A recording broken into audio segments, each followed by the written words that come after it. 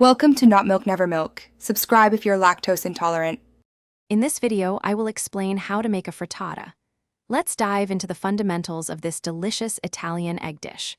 A frittata is essentially a versatile, open-faced omelette or crustless quiche, perfect for any meal. It's a fantastic way to use up ingredients you already have on hand, making it both economical and incredibly flavorful. We'll cover everything from selecting your ingredients to cooking and serving this delightful dish. Now, let's talk about selecting your ingredients. For a standard 10-inch skillet, you'll want to use about 6 to 8 large eggs.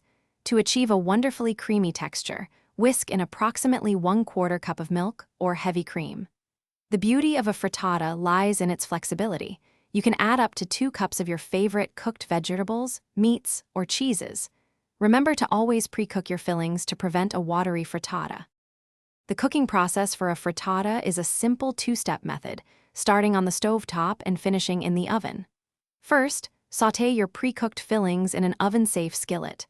Once tender, pour your egg mixture over them, ensuring everything is evenly distributed. Let it cook on the stove top for about 1 to 2 minutes until the edges just begin to set. Then, transfer the skillet to a preheated oven at 375 degrees Fahrenheit and bake for 8 to 15 minutes until the center is set.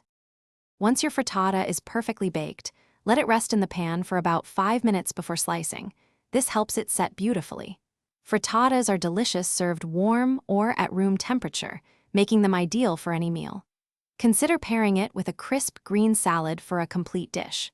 Leftovers can be stored in an airtight container in the refrigerator for up to 3 or 4 days.